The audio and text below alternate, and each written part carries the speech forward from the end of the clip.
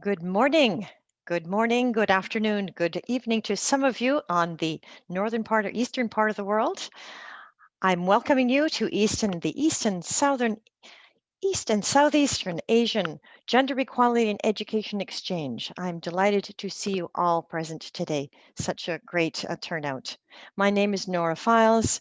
I am the head of the Secretariat of Ongai Secretariat in New York, and I'm extremely pleased to see you and also to be with you and listen and hear and exchange with you. I would like to introduce you to the co-facilitators, Joanne Sandler and Janet Wong, who are senior associates with Gender at Work. Over to you, Joanne and Janet.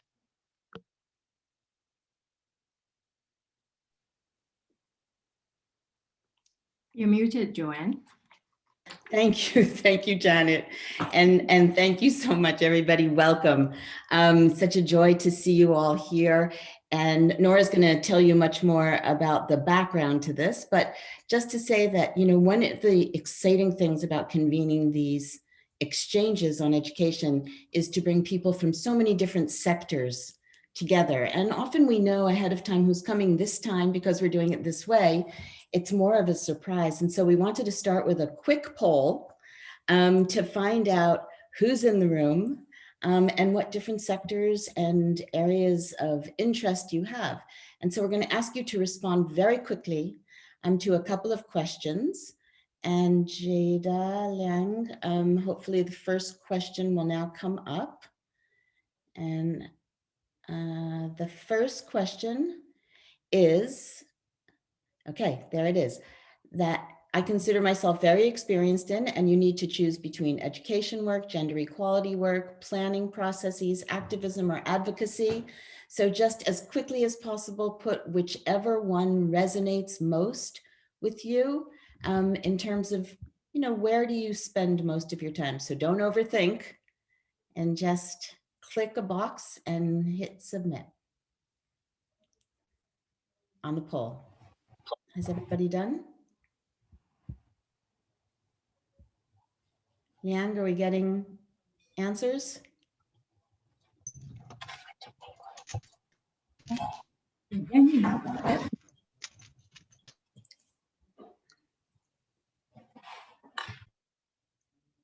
Liang?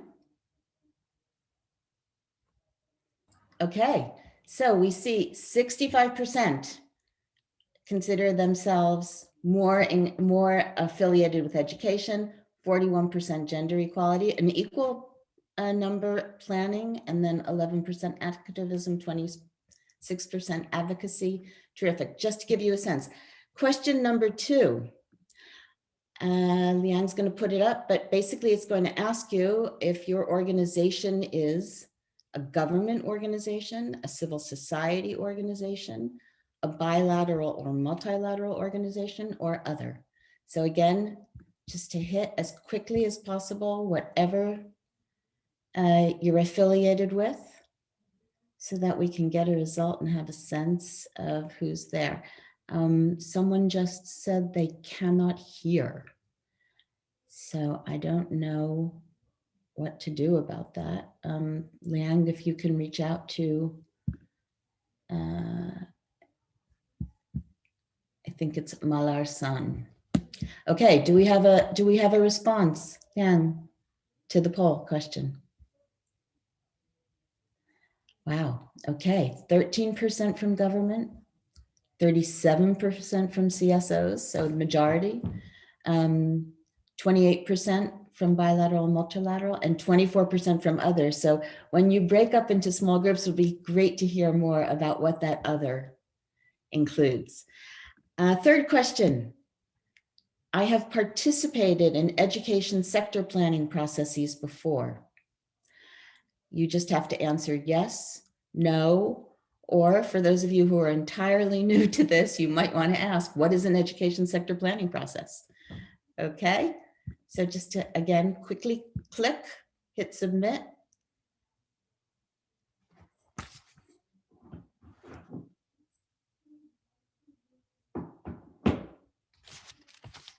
Okay, Liang, do we have an answer? Okay, 57% have. Excellent. That's great. So we have a lot of people in this group who can inform. 38% no. So a lot of people who can learn, and then 5% who are asking that brilliant question, what is an ESP? Great. Do we have time to do one more, do you think, Janet, Nora? No? Yes, yeah, sure. One more.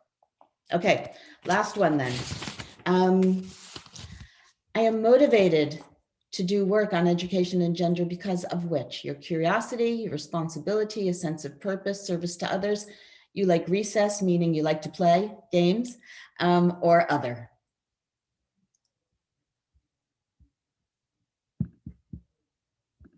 Okay, hopefully everybody has clicked.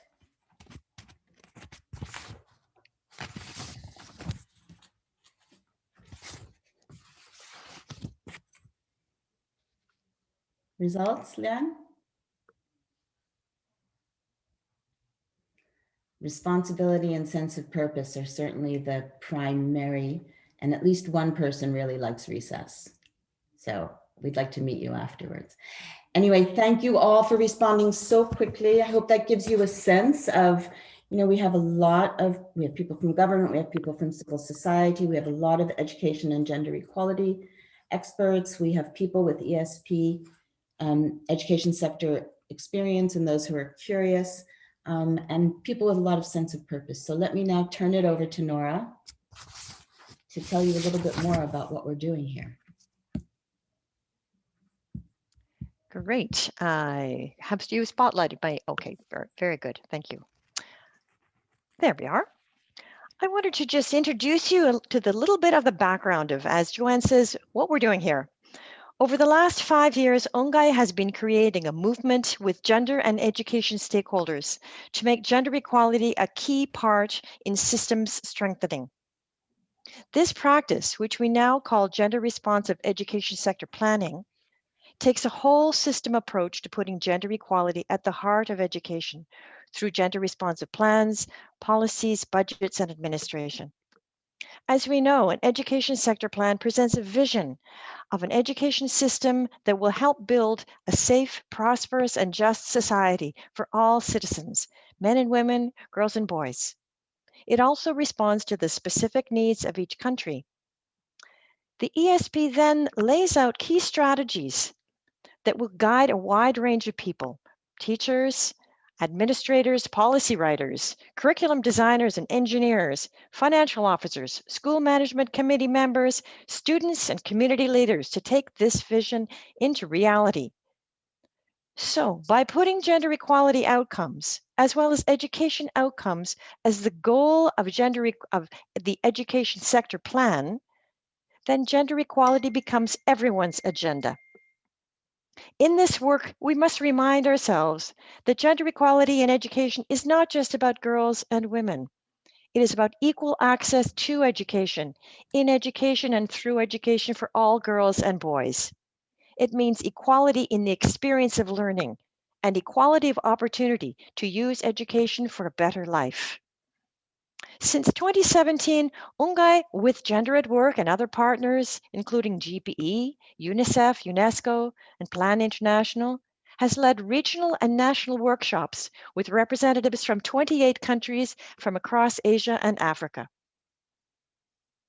Last year, we had planned to convene a face-to-face workshop for East and Southeastern Asia for you, but unfortunately, COVID brought that idea to an end. We are delighted that we can still come together online with a modified version of our face-to-face workshop and learn with you about gender and education in this region. One of the important lessons we have learned is that a multi-stakeholder approach is the most effective way of influencing plans, policies, and practice to be more gender responsive. Gender and education activists, including youth, working alongside gender-sensitive politicians and civil servants, have been shown to successfully influence education policy processes and integrate gender issues into education sector plans. So it is great to see such a diversity of experience and knowledge, sector planning experts, gender people, advocates, activists, the whole gamut, and that's exactly what we hope to put together on a regular basis. Thank you so much for joining today. I look forward to the exchange. And now I'm going to turn it over to Jorge Ubaldo Colin Pesquina. Jorge has recently joined the GPE Secretariat as a gender advisor. And if I may say, after a good year and a half of working with me on gender-based budgeting. Over to you, Jorge, please. Thank you so much, Nora. Thank you so much for everyone. As Nora mentioned, I'm the education specialist in gender equality for the Global Partnership for Education, or GPE. And I would like to start by thanking you, all the participants, and for thanking everyone who put really a lot of effort in convening this workshop and in convening these sessions. It's quite paradoxical that convening the session due to the crisis has been much more difficult, but at the same time has become much more important, as you will hear from a number of the presenters, and as you know yourself. From a GPE perspective, I would like to emphasize two elements. The first is that the education sector plan and the education sector planning process is really the spinal cord of our work. It's where we find and we discuss our key challenges, our key priorities, and the way we're going to bring these priorities to life. Second is to highlight that gender equality is at the center of our work. GPE is starting a new operating model in 2021, 2021-2025 operating model. And as part of this new operating model, we have been mandated, and we are happy that that's the case, to hardwire gender equality across our work.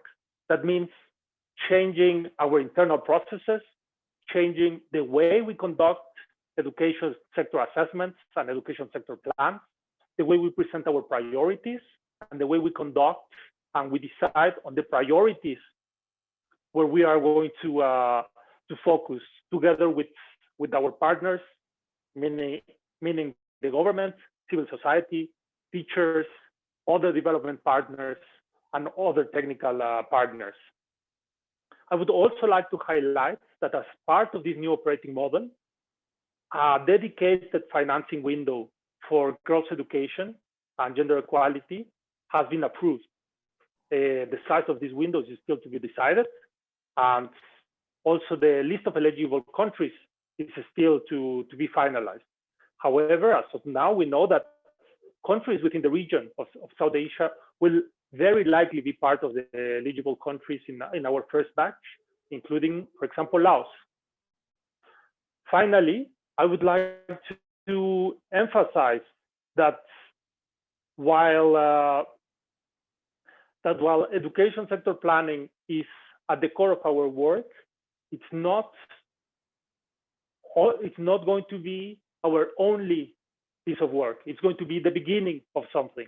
So as you work today, and as we work together throughout these sessions, I would like you to think that the education sector planning is how we're preparing for something important and for something great that is intended to benefit boys and girls, not through let's say, a discussion of whether we should favor boys or girls in specific situations, but by understanding what are the specific needs of girls and boys for education equality and gender equality in education to take place. Thank you so much.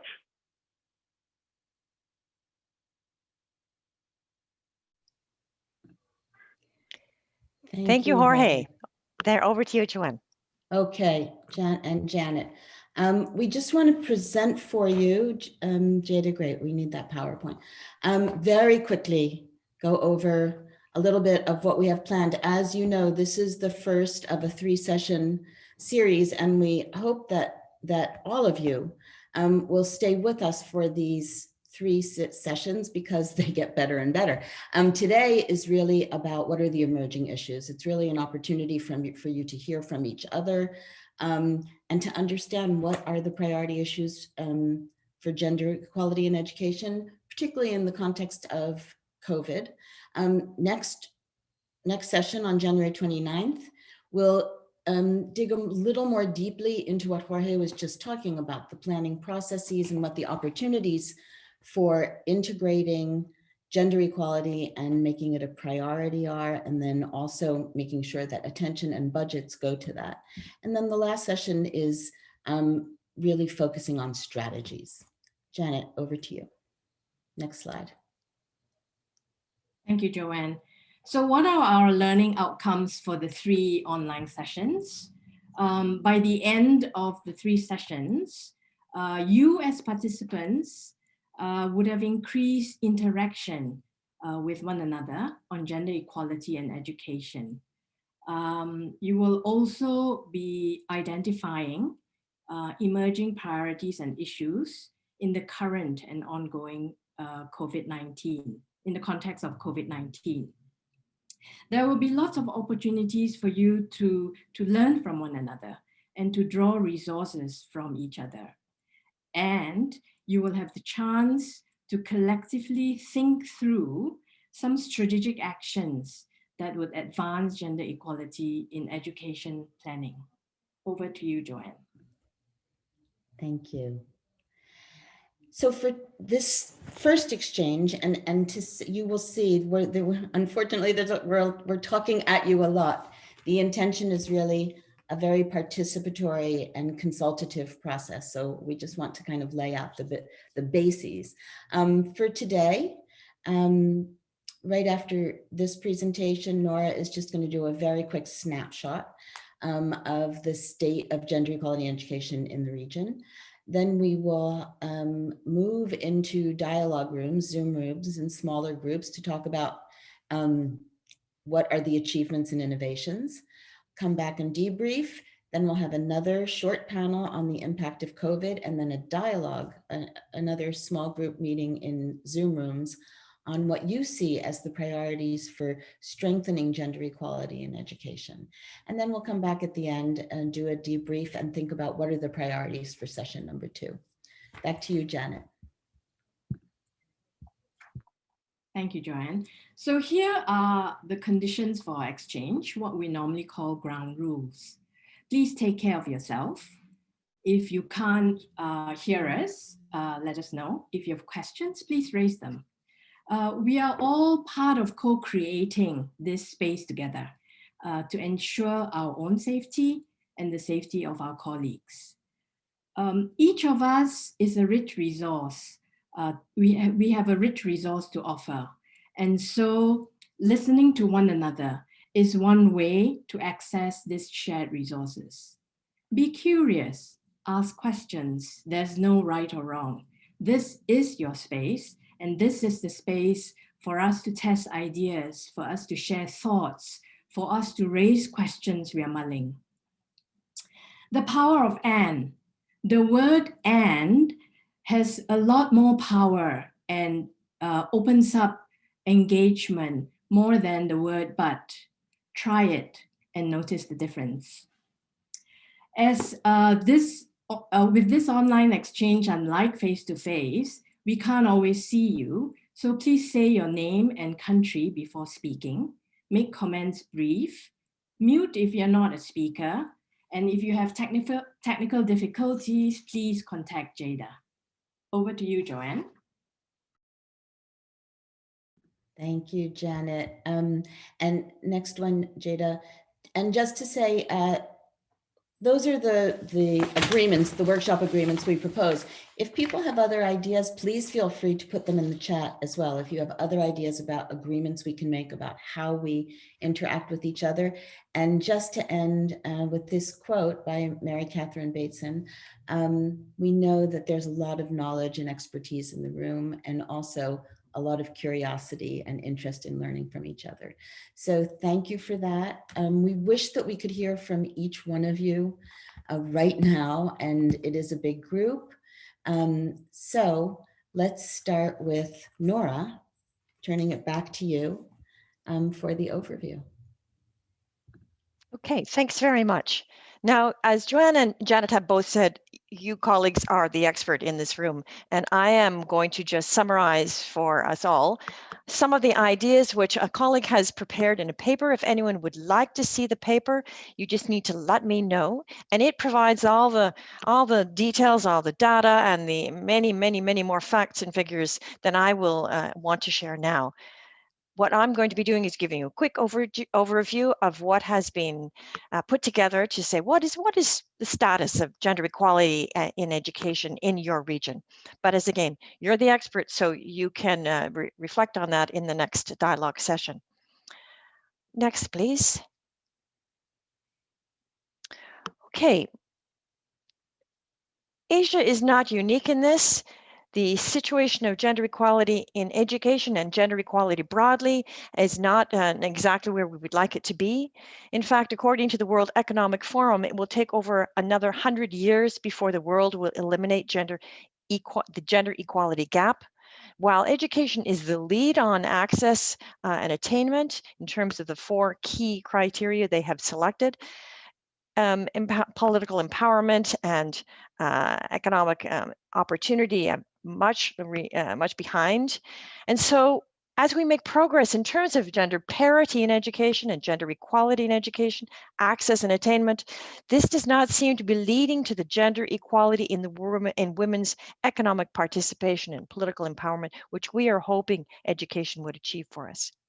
The other reality is, as we know, every time we pick up a newspaper or speak to our neighbor, we know of the impact of COVID on inequalities and in particular on some of the hard-won gains of gender equality. And that raises new questions again about how our education system is preparing for a new society. So what are the implications for education specialists, the education sector planners? What does it mean for gender activists, gender experts? Next slide, please. Now, I'm not going to go in detail because you know the landscape, but let us just quickly run over a few of the key factors which describe your region. The gender inequality index for countries in this region are mostly around the middle. Some very close to the top of low gender inequality, and some are the other way, close to the top, high gender inequality, and others are low gender inequality. But together, there is largely a grouping of countries which are around the middle. This region is rich in ethnic and linguistic diversity, which is a real gift you bring to the world. And yet we know that this ethnic diversity can become a source of difficulty and linked to disparities between minority populations, and sometimes between girls and boys. This is a very youthful population. The Asia Pacific region accounts for over 60% of the world's young people between the ages of 15 and 24. Now, that does offer remarkable opportunities for innovation and economic growth, but also puts different pressures on services. We know that there's a high and increasing level of disparity between urban and rural and remote areas, and the rapid urbanization is fueling growing inequalities. We know that the urban-rural often has challenges in terms of the dispersed population in hard-to-reach areas, remote areas, and that's a challenge for education and exacerbates the inequality. You know more than most the vulnerability of this region to environmental shocks and the impact on your economic opportunities and education as well. And then in some places, parts of this region, conflict continues to be a major consideration.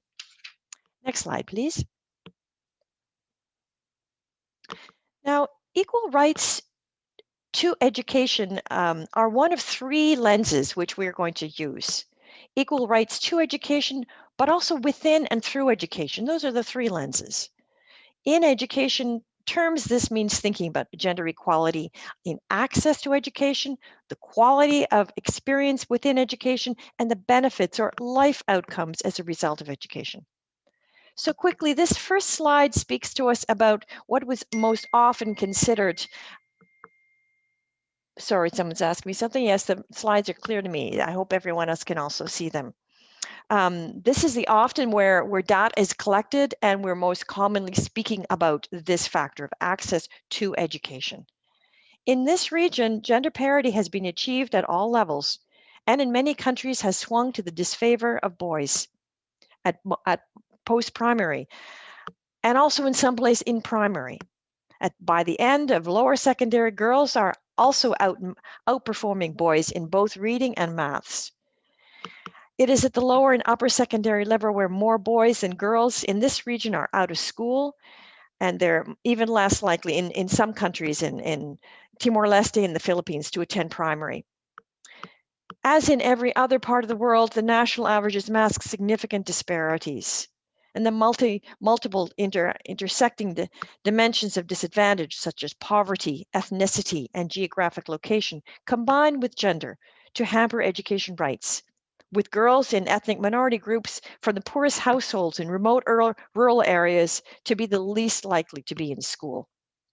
There are issues of child labor, and that remains an issue. And someone's asking about the three lenses. Yes, three lenses are the right to education, in education, and through education. So we're just wrapping up this reflection on the right to education, which is an access question. Next slide, please. The second lens we will bring is gender equality rights within education. And that reflects on the nature of learning environment from a gender perspective. So although the data is pretty sketchy on this one in every country of the world, in every region, this only 30% of schools, no, 30% of schools in this region lack basic sanitary services. In some places, toilets only for, well, not for separated for girls and boys, and this may raise questions for access to girls during menstruation. We know that as with the girls in school, the majority of teaching force are women, and in some parts of the region, quite a lot. I mean, what is it? 95% in the Philippines. 95% of the primary level teachers are in Mongolia are women. Now, in other parts of the region, Lao PDR, Timor-Leste, the figures are lower, especially at secondary level. And for Lao PDR, there's a particular shortage of qualified ethnic minority teachers in rural areas. And we do know that, as in other parts of the world, fewer female teachers are in the STEM or the science, technology, engineering, and mathematics-related subjects, and the higher levels of education. The importance of women teachers as role models for girls is often cited, but we do not understand yet very much about what it means to be a boy in a very feminized teaching profession. There's more research to be done there. Some of the challenges of gender equality within education relate to gender bias in the curriculum, in the way we teach, the teaching and learning materials, the pedagogy, or the way we teach, and the subject choice. And we're asking questions. How does that play out in terms of addressing equal rights within education? Whether or not comprehensive sexuality education is part of the curriculum is another question. Is it being fully implemented? Another question. To really provide equal access to girls and boys to the full scope of their learning, we understand that comprehensive sexuality education is a core feature, should be a core feature. Leadership skills. There's a very interesting piece of research which we can also share with you on how there are limitations in terms of leadership skills offered for girls in the classroom, within education, limiting their equal right to the experience of education. We'll move on to the next lens, please, the next slide. And this one speaks to equal rights through education. Experience shows that gains made in terms of the numbers of girls succeeding in school are not currently being translated into gains in post-education benefits. They're not, in many ways, they're not reaching their potential, even though they may be very well educated. Some of the factors which are used to measure equality through education relate to pay equity, relate to labor force participation, and relate to women's leadership and political representation. While this region is not that unusual, 1 in every 4 women in this region are in positions of leadership. It's a little bit larger in globally, but not significantly. And across the region, about 25% of women are holding parliamentary seats, between 20 and 25%, depending on the country. Let's go to the next slide, and then last slide, please. So now, what are the implications for education planners and for gender advisors and gender specialists and activists? What does it tell us about gender equality and access? How about gender equality in education quality and the education outcomes or life outcomes? Some of the questions which would want to be unpacked as you think through these would be about whether or not there are measures still need to be taken to unblock persistent gendered bottlenecks, excluding the hardest to reach groups of girls and boys. And when the new gender dimensions of education access during COVID and the need to provide opportunities for distance learning in this region, are there limitations in terms of access to technology which are gendered so that women and girls have less access to using internet, to using computers and cell phones for their reading and for their work? In terms of gender equality in education quality, more comprehensive analysis is needed about how every element of the system impacts boys and girls differently. That would help identify what are the implications for this analysis. And also cross-sectoral coordination. Often the quality of education becomes more clear when we dig more deeply into those other areas which are not uniquely in the classroom but influence participation in the classroom. And finally, it's important to consider the strategic skills girls will need for entrepreneurial and leadership positions in social, economic, and political sphere in their life, in their family, and in their communities. I'm going to stop there and pass it back to Joanne to set up the dialogue. And we hope that, unless there are a couple of questions, which we can take now. Thank you, Nora. I'm going to suggest that if you have questions, you put them in the chat, and I'm going to turn over to Janet to set up the Zoom rooms, and also if anybody has any questions, we'll see. Janet, over to you. Thank you, Joanne. Nora has given us a lot of food for thought. So as we move into the first of two dialogues in today's session, here are your questions. You will have a conversation around the main achievements and innovations you have seen, heard of, worked on, experienced in advancing gender equality in education in the last 5 years. To what extent has national planning processes enabled or inhibited these advances, especially for those who have been left behind? A facilitator will be assigned to you. You will need to very quickly appoint a rapporteur. So I seek your leadership in stepping up to this role. You will report back the key points. And there's a Google Doc available for you if you want to use it for the reporting back. You have 15 minutes for this Zoom room discussion, and the reporting back, we are likely to have about 1.5 minutes per group. So enjoy your conversation. We will go to the Zoom room now. Liang, please. We are running a little late. And so can I call on groups to report? And we have about 1.5 minutes per group.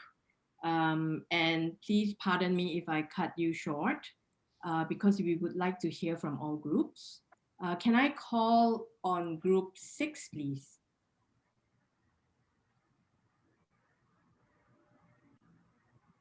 Hello, yes. Hi, I'm Marmeline Sinacruz from the Philippines.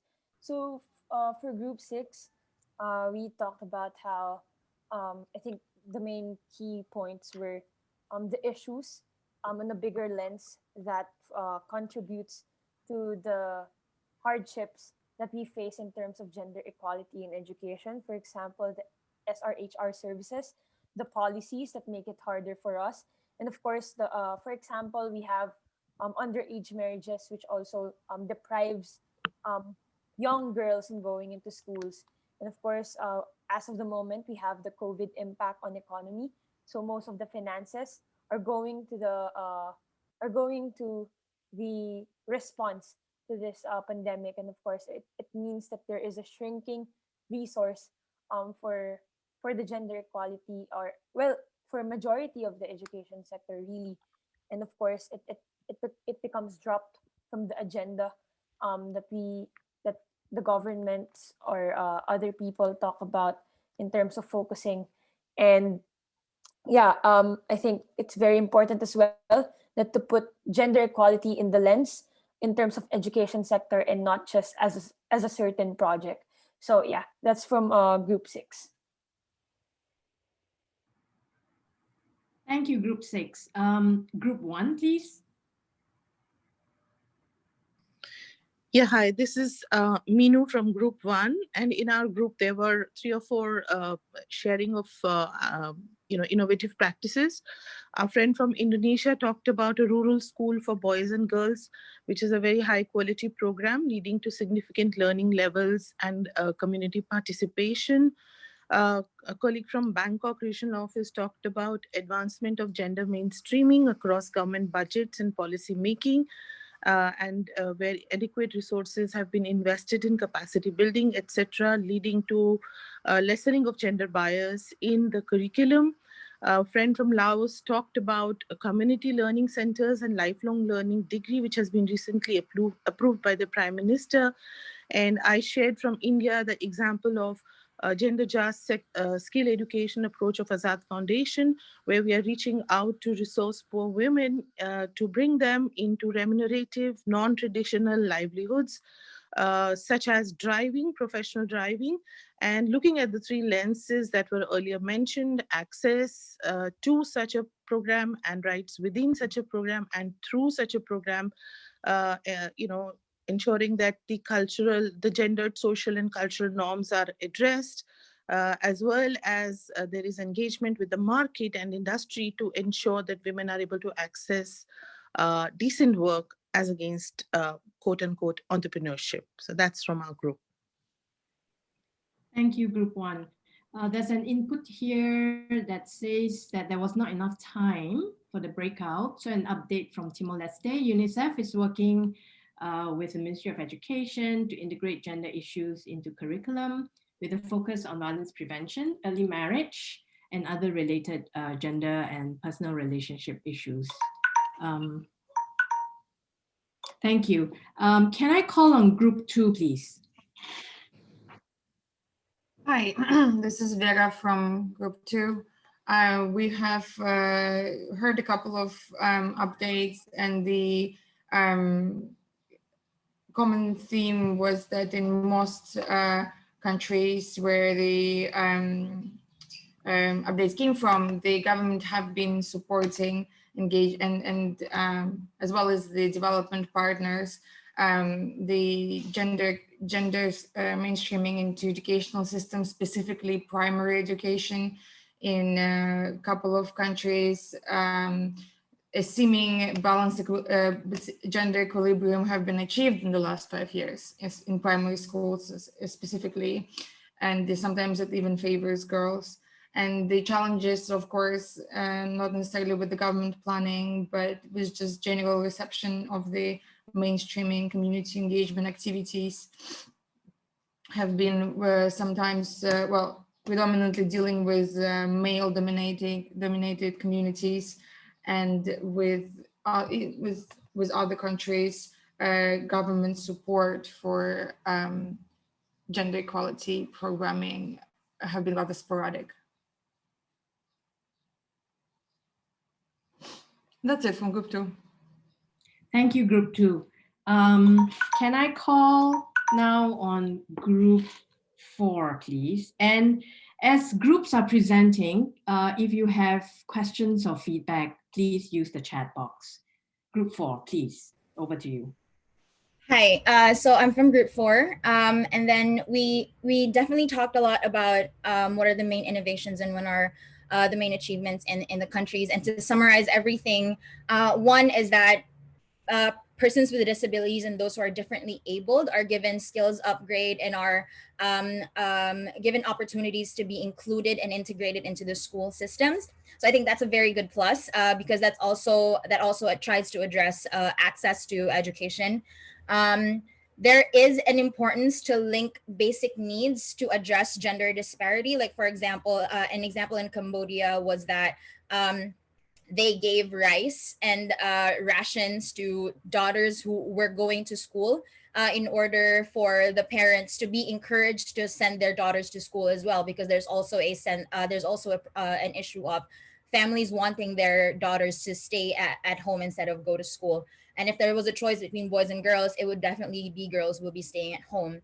Number 3, and this is an example from the DRC, it's to socialize students and sort of train them to be able to address conflict and gender-based violence within themselves in the school, in order to encourage girls who are experiencing gender-based violence to go back to school, but also at the same time give them the agency to be able to solve those issues themselves. Number 4 is the issue of language and ensuring that language and different mother tongue based learning is encouraged everywhere, especially in hard to reach areas, because language is not just a logistical concern, it's also an access concern, but it's also most importantly an identity concern for a lot of indigenous peoples. Number 5 is in the Philippines, the language one was in Vientiane. The gender mapping is happening in the Philippines, where they were able to find problems like teenage pregnancy, early cohabitation, child labor, etc., etc. So gender mapping is definitely important. That also feeds into what Group 6 already said, that gender equality shouldn't just be a project, but it should be an integrated process within the education sector and all the planning processes of the nation. But also all of those are definitely like already accepted in the international community. The challenge is how the countries are going to be able to accept it. And I feel like in this sense, Vientiane and Laos really tried to nail the point forward that although these are things that are accepted on the international community, there is a need for in-country evidence base, that there is a need to meet the government halfway and for civil society to be able to create a sort of proof of concept, to be able to tell the government, hey, this is kind of working right now, and this is one thing that we can do to scale up. Thank you so much. There are inputs from Lau on addressing stereotype in schools, and Timor-Leste on equal participation of boys and girls in the student council structure. And UNICEF Myanmar, again, on curriculum addressing secondary life skills curriculum and addressing gender-related issues within that. Can I call on Group 3, please? Hi, everyone. I'm Antaja from Group 3. In terms of access, right, to education, we heard from Lau that said, there is gender parity for the most part now, but there are still inequalities, intersectional inequalities for girls and boys living in remote areas, from marginalized communities. Sunil from India talked about how schemes to give scholarships to secondary school girls in remote areas is also working, and civil society organizations working directly with the government is also really helping these girls. I'll come back to in education in a moment, because we had an interesting discussion. When we talk about the lens of through education, we heard a lovely update from Mongolia, where I think Anudari, I hope I'm saying your name right, pointed out that when she was young, girls wanted to grow up and be in social services. And now she sees young girls wanting to grow up and be scientists. And she does credit that to government efforts to bring STEM, Girls for STEM, into the curricula.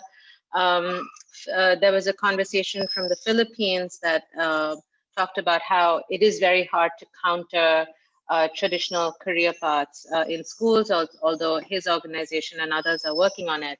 Now, coming to gender equality in education, we had an interesting conversation from Myanmar. I forget the other colleagues, which country the other colleague comes from, but also from India, where the colleague from Myanmar was talking about how there's been a big shift in the Ministry of Education, where even 10 years ago, getting them to talk about gender was not necessarily as easy. And now there's this willingness, this political will to talk about gender at various levels, including support for women teachers, mainstreaming gender into policy planning, women in leadership positions. She also felt that a big effort was being made to change curricula, so textbook stories, gender norms in those. And then we had a discussion of, well, curricula is one thing, but pedagogy is at another level because it becomes part of identity, national identity, cultural identity. And since gender is intersectional, it does become very challenging to even sometimes have that discussion with state or national governments. India is also an example of that. I'll stop there for now. Thanks, Janet. Thank you, Antara. Last but not least, group 5, please.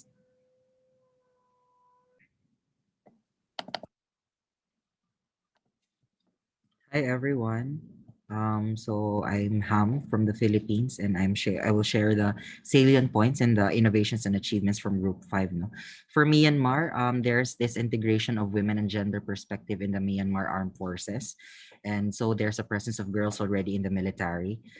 For Laos, the government is providing vocational trainings and strengthening TVET, no, for girls, which opens doors and opportunities for job opportunities and also in entrepreneurship. For Vietnam, they're developing gender responsive pedagogy through the Ministry of Education. And for the Philippines, modules for gender responsive were developed, and there's also an adaptability of the Philippine Commission on Women mechanisms to the ongoing pandemic. That's it. Thank you. Thank you so much. And yes, thank you, Thea, for reminding me. Group 7, please. Okay. Thank you, Janet. And from our group, Group 7, we heard about 2 policy interventions to ensure gender equality in education and 1 capacity building effort. So in Myanmar, to build on what colleagues have already mentioned, another policy that has been instituted in Myanmar is the 50-50 admission policy, where girls and boys have allocations in terms of enrollment slots in elementary, high school, and up to higher education. So this policy enabled the country to encourage both girls and boys to continue their education. And in Laos, beyond that, it's not only, they have instituted gender policies, not only in the Ministry of Education, but also in the entire government institutions. They adopted internal policies and codes of conduct, including disciplinary measures to ensure that gender equality and also the rights of the child, girls and boys, are respected. Apart from these policies on gender, the government in Laos also formed parents groups. They encouraged the formation of parents groups, elder groups, boys groups, and girls groups to allow the children to express what they like or don't like about their parents' behavior. So there's a dialogue between young people and senior people. And this way, there's also communication and how to respect each other's rights. And they call it intercultural communication and education, which is grounded in local culture.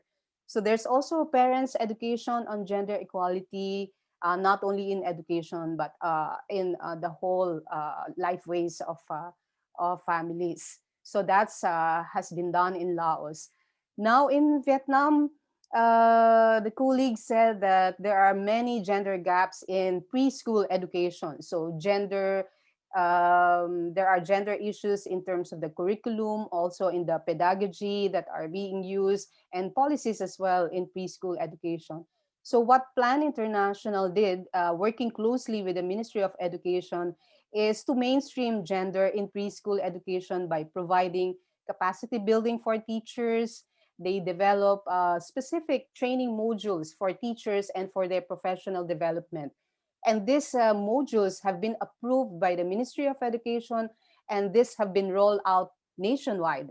And so the scale is really very intense and very broad. So this is something, gender equality in preschool education has been conducted by Plan International together with the Ministry of Education. So those are the three sharing from the countries. We hope we had more, but of course, as with the other groups, there is limited time. So thank you on behalf of the group.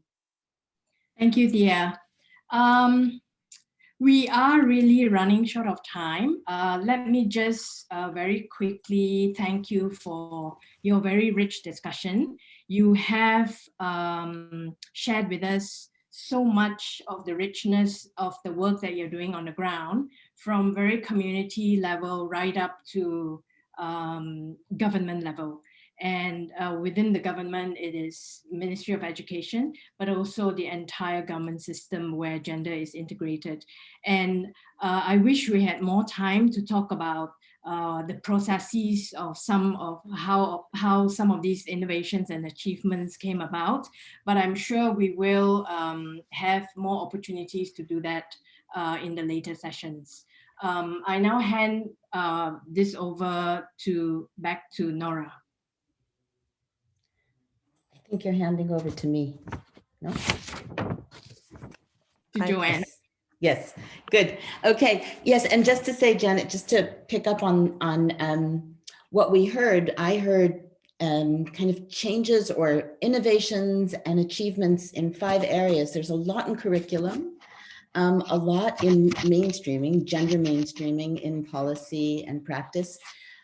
Reaching harder to reach populations, whether it's rural people, people with disabilities, indigenous people, and then all of the innovations you talked about that have to do with community engagement, parent engagement, and as Antara said, less, but also examples in gender responsive pedagogy. So, you know, just to say that the resources in this group and what you are putting on the table are so important, and this is exactly the purpose of the convening, is for you to hear from each other, and to the extent that you want or can follow up with each other around innovations that seem possible and interesting in your own context.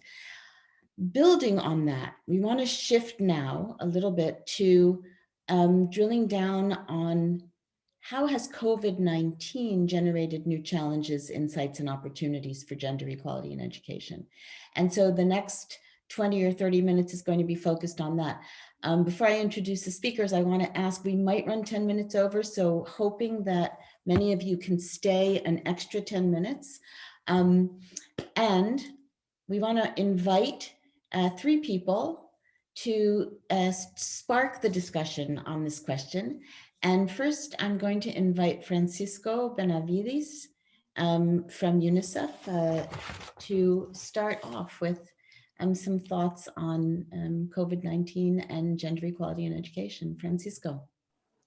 Thank you, Joanne, and thank you, colleagues, for the opportunity. Can you hear me well? Okay, thank you, Joanne. So yes, I'm Francisco Benavides from UNICEF Regional Office, but I'm also here representing the Ongai Secretariat for the region. And I would like to use this opportunity to thank all the members and all of you for your support in the previous years and what is coming, and also to the Secretariat, Nora, and the team for their support. And I think that the COVID context is somehow shedding some light on the things that we have done well, but also some of the things that we need to improve and some of the challenges ahead. Next slide, please. So I have a very short limit of time, and what I try to do in this first slide is to put some numbers so that we can try to identify what is the story emerging after this in the midst of the COVID-19 pandemic that is not over, right? So it's very clearly that there is an economic deprivation, and accordingly to some data, up to 11.9 million additional girls are estimated to live in monetary poor households. There is also an increased risk of dropout So this trend has somehow been stagnated in the region, and we have seen an immediate increase of dropout. At least 1.2 million girls may be out permanently, but also this is a very conservative figure, so we may see higher numbers. Also, in a very limited exercise, we have identified that of those girls who were in school and went into the online learning mood or hybrid models, at least 4 million girls were not really having any access to any kind of distance learning. So this is very important because these are not out of school girls. They are girls enrolled in the education system who are not going to a school but have no access to a TV or a radio or a phone that can help them continue their learning. We have also seen a trend, and World Bank has shown some figures, UNICEF too, and others, showing that there seems to be not only lowest results in the learning, but also a reduce in the proficiency level. So it was already not very good in many contexts, and now it seems to be that this is increasing. And the challenge here is that what girls has actually learned during this period, we don't have the tools to really capture that so that we can build with them and with the system on what they have actually learned. So this is a very difficult dynamic from a pedagogic perspective. And as colleagues have mentioned, and Nora mentioned it very well, it's very clear that there seems to be there seems not, it is clear that there is a higher risk of sexual harassment or attacks, gender-based violence, and early pregnancy in the region. At least 60 million at risk of child marriage and 118 million at risk of adolescence pregnancy. Next slide, please. So that's kind of the big trend. And what I was trying to do in this slide is trying to see what will be from the kind of the poor, the very specific education perspective. What are the trends that I think will be maintained if we don't do something about it? So very clearly, the exclusion from education will be maintained or will increase. The dropouts and as I mentioned, the gender-related digital divide in the broader sense, and poorly, unfortunately, the learning loss. And we have been discussing a lot about the some of the skills that girls can acquire in different age groups, but we are also seeing a reduction on foundational literacy. And UNICEF has been trying to do a lot of efforts to stop this stereotype in which we said boys perform lower than girls, therefore the idea is therefore girls are okay. Actually, the evidence that we have in the region is girls are actually performing extremely poor in most of the countries.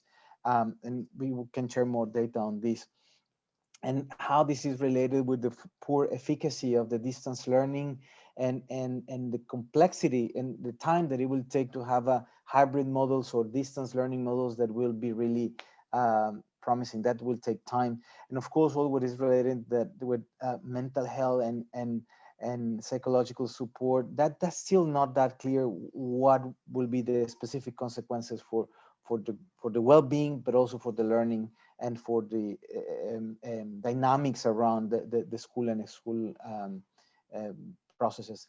Next and last slide, please. What I try to do here and with my colleague Maida is trying to identify what we see is going on, kind of immediate reaction from government, partners, agencies. So very clearly some campaigns and some public campaigns, but also some C4D efforts to bring back to school, girls to school. There is some efforts, growing efforts in gender-sensitive educational content, in alternative education. So all these models that are emerging or that were there but not prioritized, particularly in Philippines and other, there is some new trends there. There is certainly an effort emerging, and this also comes from civil society, but also from private sector companies, trying to connect the distance learning and with the needs of the girls. Certainly there is a push from many of us in this call and others to have a holistic approach on girls' rights and girls' needs.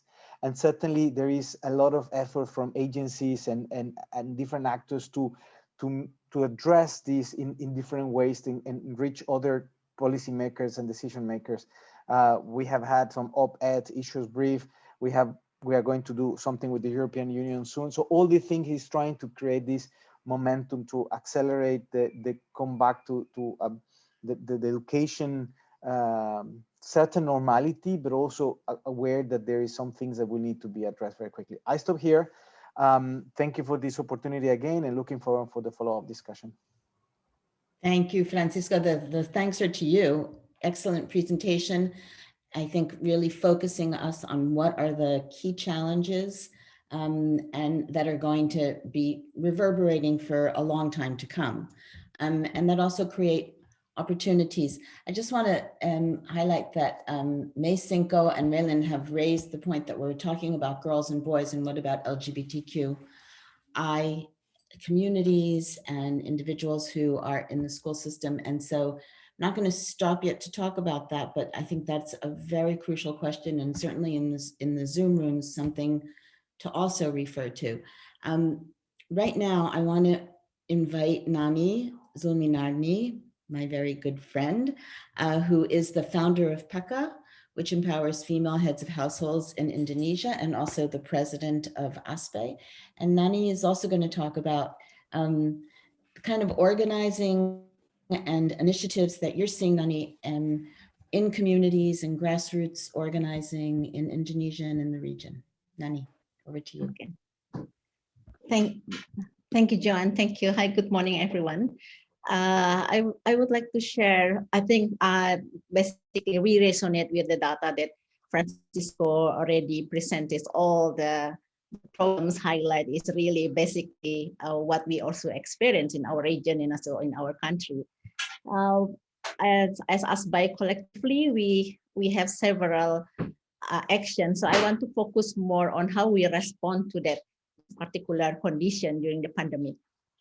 In ASBAI conducted youth action research. This is very powerful tools that ASBAI has used for the past 5 years in order to bring up the voices of the young people, of the girls, particularly in rural area whose voice has not heard. So we hear from them. The youth action research, basically the arena where the young people express what they experience and what they wish, particularly during the COVID. I think some of the problems they raised during the research as well resonate with what Francisco already highlighted. And some of the recommendation, I think you see from the video at the beginning, some of the recommendation actually coming from the youth action research, how to get access to continue learning and those things. But I would like to highlight on the divide. Yeah, when the COVID happened, all of us enter the digital world, the virtual world like this, and it's really divide the people. I just want to highlight in Indonesia, for example, the students, girls, and particularly in rural areas, then who have limited access to digital, these digital systems really left behind. In the poor family that I'm working with women-headed family, for example, where the mother suddenly, most of the parents working in informal sectors and they lost their job, but then at the same time the cost of this education process is high, and the girls have to help their mother in this particular time for earning, doing things at home, so they can also have more extra money. So with that, in ASBAI, we follow up our year with some action-oriented program, including advocacy. For example, in India, one of our members developed direct application that help marginalized women to develop their capacities for digital literacy. Digital literacy become very important for the family to survive in this kind of situation, not only for the studying, but also to access different information which also the information mixed with hoax information, with fake information, which sometimes become counterproductive for them. In Indonesia, There are many digital platforms developed to help marginalized young women to learn not only the formal education but also for informal education, for example in digital marketing or in other skills, livelihood skills that need to be anticipated after the COVID-19. So we can imagine the world will not be back to normal as we had before. So that's why there are a lot of efforts to imagine what kind of skills, what kind of decent work will be available there, that poor poor girls who have to drop out from school because of this situation and economic recession, then what will they do? And we also with collaborations with other at the regional level. At the regional level, then ASBAI also launched the platform on the decent work and sustainable value chains. This is the initiative with the Institute for Social Entrepreneurs in Asia and the World Fair Trade, where we also focus on gender just skills education for marginalized young women and women in our regions. So what we would like to highlight is here, we cannot avoid, right? We cannot avoid that we are entering the new world where it's totally changed the whole game in this world, while actually at the same time, as we already discussed earlier as well, as women, as girls, we are still facing all this gender-based violence in education. That's why one of our advocacy work related with this COVID-19 is really how government to really ensure access to technology and access to equal access to technology and equal access to learning for boys and girls in all areas, including rural areas, remote areas, where in our regions there are like maybe more than 50% girls and boys living in this particular area. And also to maintain the gender justice and inclusive contents in digital learning platform, where now so many digital learning platforms. And to also ensure the gender-based violence prevention in digital platform and protect the learners from gender-based violence in our online learning platform. So this is this advocacy done in country level and also at the very local level to the local government. Thank you, Nani. Thank you. Excellent. And I think it's important to point out that what Nani is saying is so relevant to what we're going to be discussing in the second dialogue and the third, because Nani, you're putting forth the kinds of issues that need to be incorporated in education sector plans, this whole notion of digital literacy that reaches everyone. And just to say to all the participants, that there's a lot going on in the chat at the same time, people offering really interesting innovations, raising questions, still talking about LGBTQ communities and how we're sure that girls and boys and LGBTQ kids are all engaged. So please be checking the chat as well. Finally, I want to invite Vishal from the Philippines, who's one of the youth organizers and also works with ASPE, to just, Vishal, are you there? Hello, yeah, can you hear me? Minute input? Yes. Yeah, okay. Thank you, Joanne. So, hello everyone. I'm Vishal from the Philippines, and I'm also working together with amazing and brilliant youth action researchers in the Philippines, also other young people within ASBE.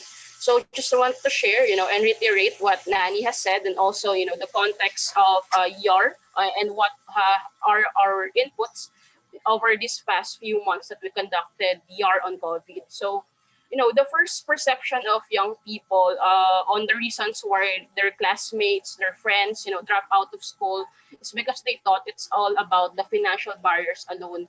But because of the because of the youth action research, we are able to find out that there are different factors, and one of the highlighted issues there are the gender-based issues that has been discussed by Nani, and also I will reiterate some of it right now.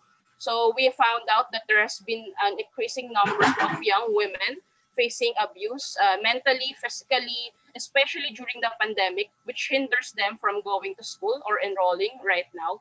There are also increasing teenage pregnancy rates during the pandemic, and this because of the lack of reproductive health available to the communities, to the young people, to women and girls.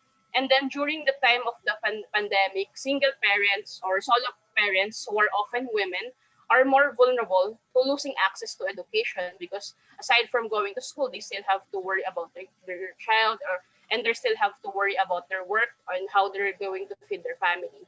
And also most importantly, this has been brought up to the chat box, but I just want to reiterate it because this issue is always brought up by young people whenever we have consultation. So something to consider right now is since we are talking about gender equality, young people are looking for discussions about what about the LGBTQIA plus community because there is an absence of dialogue about the LGBTQ community in education issues in education spaces. So, like for example, last month, young people from the Philippines gathered together and reflect about the youth work in the past few years. And the main issue that we talk about is where is the discussion on gender sensitivity, specifically on the context of SOGI, sexual orientation, gender identity, and expression. So we are looking for spaces for what about the spaces for the queer young people, because this also affects the education of these young people. Like for example, in cases of bullying, discrimination, mental health, which barred them from going to school. So maybe this we can also create platform that tackles and recognize the fluidity of gender and the different contexts attached to it.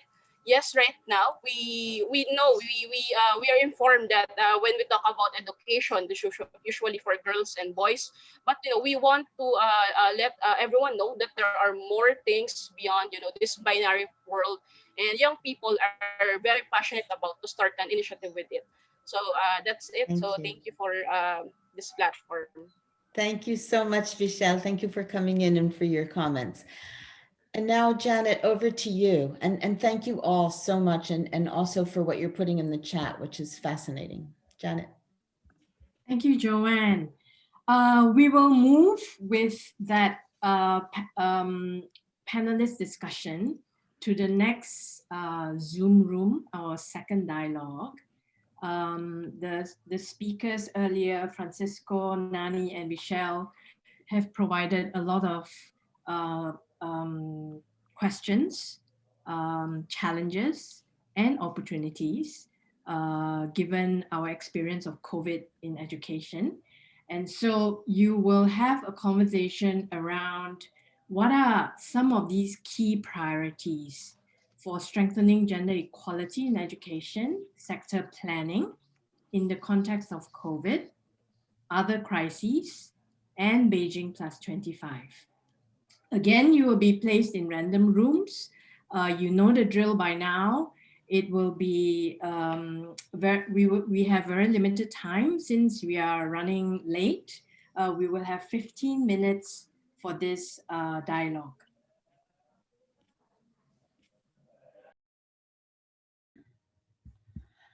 Okay, everybody, I think we're all back. And my group certainly had an incredibly rich discussion. I hope you all did. The report back time does not do justice to, I'm sure, the rich content in each of your groups. And I'm going to ask everybody if they could just give us a 1-minute flavor of what you talked about. So let's start with group number 1. Who's reporting back for group number 1? Gone. Hello, anybody? Maybe group number 1 got stuck in their room. Let's move to group number 2. Is there anybody reporting back for group number 2?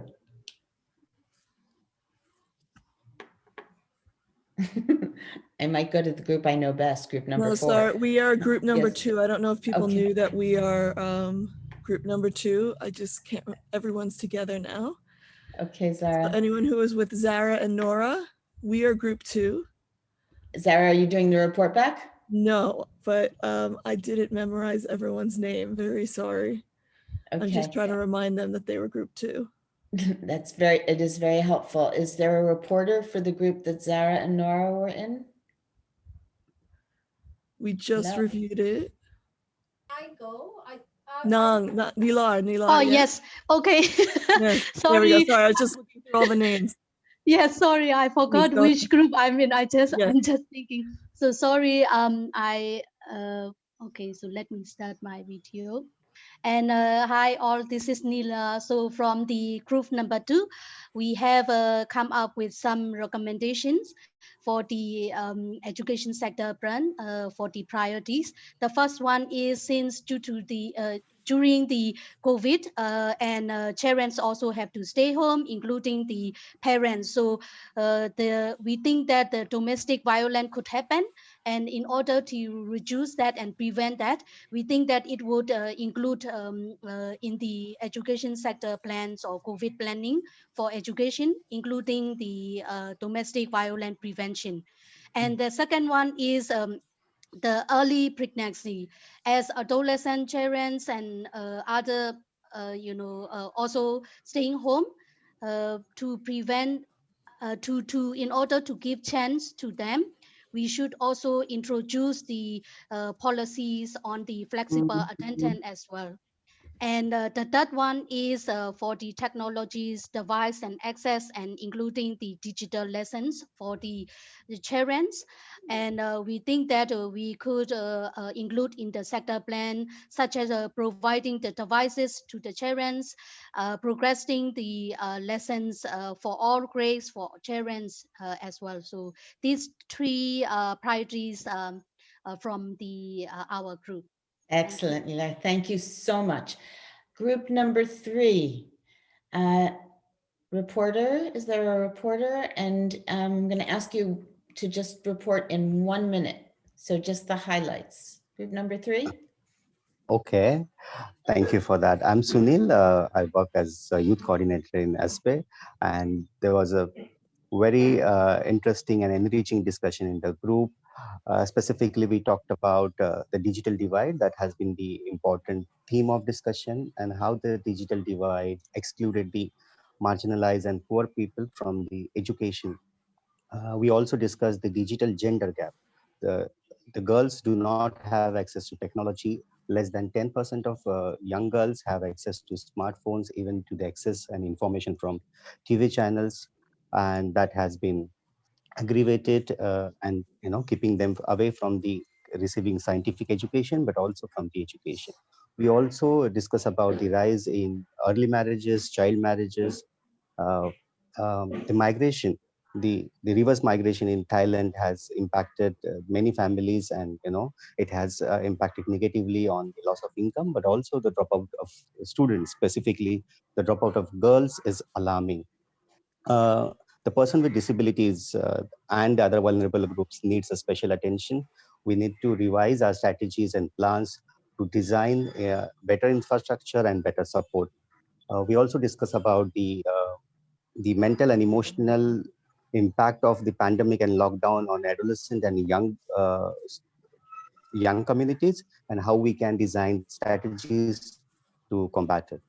Last but not the least, we have seen that the sector has many priorities now, but we have to fight and strategize together to bring the gender as a first priority, and bring the focus on the girls, women, and their rights and access. Thank you. Excellent, Sunil. Thank you so much to you and your whole group. And again, just to say, these are precisely the kinds of things we'll talk about next week and the week after. How do we make sure that those are incorporated in the plans that will emerge? Group number 4. Shama, is that you? Yes, that's me. Hi. So in group number 4, there's definitely a recognition. I think everyone recognizes that COVID has definitely did a complete overhaul of our processes, public and private. And as we all know, the personal is political. We also shared our experiences, and how our experiences should also be included in the prioritization as we build back equal. So first is apart from thinking about priorities, we should think about the process of building these priorities, meaning including a lot of the intersectional identities that we have within this forum, but also at the same time with all of the people that we want to reach, with all of the people that have been left behind for the longest time. So the process of selecting, for example, into schools should also be revisited, having a more gender balance and prioritizing girls in influencing that selection process. The second one is resources, and this I think this is very important. That public financial management systems of governments and not just of donors are invested in gender equality. Again, including the process of creating those systems, making putting intersectional identities at the forefront of the creation of these systems is also very important. So there's a need to synergize the education sector with the economic sector because resources are very important to achieve gender equality. Number three is data. Data is very important and because we are in a technological world right now, and big data is something that is very that is very apparent in today's click and touch screen world. So there is a need for data to be also at the forefront of creating the systems, but also at the same time understanding where we are at, having gender needs assessment, having community engagement to influence that data is very important, and it should be at the top of our priorities. Number four is creating livelihoods with dignity, making sure that reproductive and productive work is put with equal value, supporting and giving opportunity or skills to women and girls and all intersectional identities to engage in the market industry to access decent work is something that we also need to prioritize, because a lot of women are now relegated to unpaid care work and have been pushed indoors. And this is something that we need to push back from. And number four is having a parallel system for formal and non-formal education, meaning that formal education should have a parallel non-formal education if we're really serious about leaving no one behind and if we're really serious about reaching the unreached. A lot of women and girls that are in the rural areas are not able to access formal education by virtue of the lack of buildings in the area, or by virtue of the lack of transportation to the area or to the schools, and non-formal education can definitely help bridge that gap. Thank you. Thank you so much, Shana. Great for number four. Group number four, group number five. Yes, I'm Jim from Myanmar, and I'm representing the Group 5 discussion. I will report back the brief discussion of our group. The first representative is from Laos, and she mentioned Laos priority is to continue the education for girls and boys in the face-to-face modality, and the government has the priority to issue the safety measures for all students, both girls and boys. This is the priority of the Laos representative. There are two Mongolian representatives in our group, and they mentioned the Mongolian government has issued the physical distancing measures for all students in school. This is the Mongolian priority. Our colleague from Indonesia, she mentioned the child marriage prevention of the child marriage is the first priority of the Indonesian government, because there are many girls dropped out from the school, and there is limited access for the internet to continue the online learning. The second priority of the Indonesia is the digital literacy, because digital literacy is very important for the online education, and the digital contents and the platform are very important for the digital literacy. This is the Indonesian priority. I cannot hear from the voices from the representative from the Laos and Philippines. This is the group. Thank you. This is our group discussion. Thank you. Thank you so much. Thank you so much. Okay, group number 6. All right. Hello, I'm Marmeline Sino Cruz from the Philippines. So our group discussed, one of our colleagues actually mentioned of course, the resources being important, which is the internet connection and the online training for teachers, because majority of the countries right now are doing online classes instead of face-to-face due to the pandemic.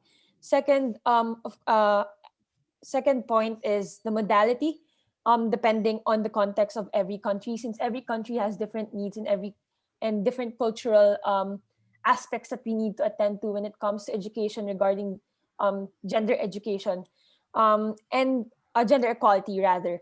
And of course, also within these countries, we have differences when it comes to the marginalized communities and even the rural and urban context, since this is where the digital divide comes in. Because of course, people in the urban area actually has more access to the internet and the data in comparison with those who are in rural. And of course, we also identified the problems that we think are still very relevant, even in the midst of COVID-19, which is, of course, there are more access among boys when it comes to technology. There are gender-based violence and gender-based discrimination still. And of course, the broader one is the lack of access because of livelihood, which is something that also affects gender equality education as a whole. So yeah. Thank you so much. Great work. We're running out of time. So group 7, you have unfortunately just 1 minute. Is there a reporter from group 7? Yes, I will report. Thank you. Very, very quickly, just because we don't want to keep people too much later than we promised. Okay, Thank so you. I will just give a brief information on what our group decided. So we talked about the digital divide, as what everyone has already mentioned, and also the dissemination of information, and specifically focusing on the COVID situation, like how to sanitize and how to prevent it. And to add on that, like there's the issue on early pregnancy. So sex education would really be a priority for girls because it's one of the main reasons, as well as how that they were to drop out of school and they got no access to education anymore, and it's the root cause of one of the many issues for girls. And through this dissemination of information, the issue on intersectionality is also important, because there's so many different identities from each student. So there's also those who are hearing impaired, who have hearing impaired, and also vision impaired students. So this is really important to prioritize them and give them the necessities for them to get all these information that were given to normal students. And also soft skills is also important in our discussion for out of school students. And that's mainly what we were able to talk about. Thank you so much, Mika. And I see that, Amina, wonderful of you to put the priorities in the chat since we're running out of time. Excellent. Thank you so much. We've had a lot of input, a lot of ideas. Certainly some themes that came up were early pregnancy, early marriage, the importance of getting girls back into school, the whole idea of public finance management, making sure that it invests in gender equality, gender-based needs assessment that take into account intersectional realities, disadvantages that are looking at LGBTQ issues, disabilities, and a whole range of location, et cetera. And then of course, what Nani raised earlier and what has come out over and over again is the digital gender gap and the importance of digital literacy, whether for teacher training or students and parents, and many other things, but lots of threads that seem to thread through. So this is just the beginning and an initial kind of outpouring of ideas and priorities. And I just want to turn for 1 minute to Janet and Nora. Nora's coming up next. Janet, did you want to add anything before we turn to Nora? Just one point where I think COVID has really exacerbated the gender inequalities that we are familiar with. And one of the across all groups, people did talk about how that will be the first thing that the sector plans might drop. So we need to watch that carefully. Thank you, Janet. Thanks to everybody for such generosity and brilliance. And Nora, now over to you. Thank you very much. What an extraordinary conversation we're having today. Amazing. Listen, this is, as Joanna said, and Jenna too, this is the first day. This is the first of 3 events. This event today was to open the conversation, to get our juices flowing, to listen to each other, and as we have just completed, to identify priorities, which we thought had to be integrated into sector plans, into COVID response plans, to address the pressures and the inequalities experienced by boys and girls, and the deep-seated gender inequality, which is going across all of those reports we've heard in the last little while. Next week, we will be reconvening on Friday morning in your time, same opening at 8:30, and the focus will be on, please look at the chat feature where you can see the link right there to sign on already. We will be focusing more on the Global Partnership for Education, understanding their new expectations, their new operational plan, some new tools, for example, a joint guidance on how to do a joint sector review with a gender lens, a new approach to integrating gender in the annual joint sector review and coordination bodies. So over that same 2-hour period, it's getting late in my part of the world, 2-hour period, we will be looking at a case study of how one country has integrated gender into their sector planning process. We'll be looking at some new tools, and we'll be hearing from the GP about their expectations, their plans, and how they hope to bring in the entire partnership around this common commitment to advancing gender equality through their work, through all of our work as members of the Global Partnership for Education. So, Joanne, I think now we turn it back to our colleagues to help collect some final thoughts. Janet, it's over to you, right? Yes. I would like to thank all of you so much for your participation, and you have contributed to the richness of this engagement. And before you leave, we would love for you to type in a phrase completing the stem, I appreciated ... What did you appreciate in today's session? Thank you so much.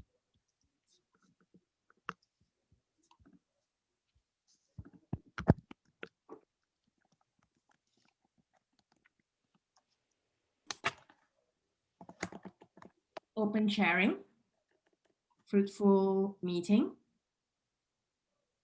inclusive process, the energy brought in by all participants.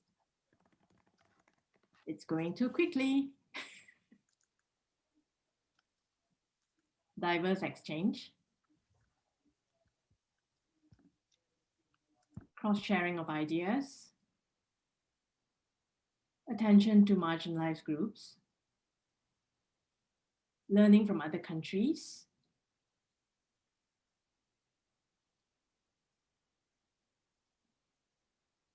appreciated the passion and open minds, breakout sessions, exposure to new ideas, new learnings, participatory design and sharing,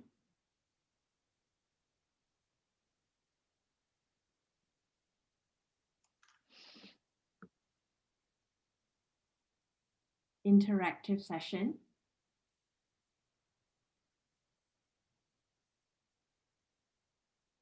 shaping common goals and focus,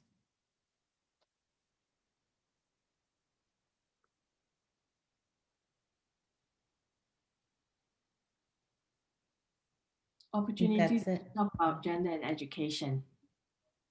Yeah. Wow. Feminist approach.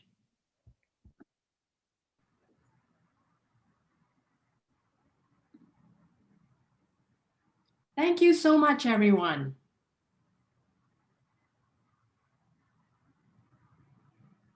We wish you a good day, and we hope to see you next week. Thank you.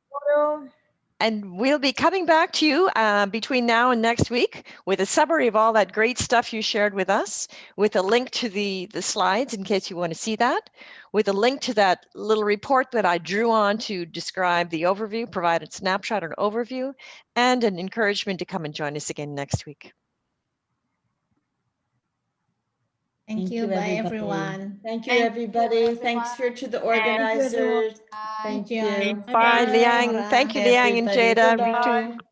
Thank Thank you. Bye. you.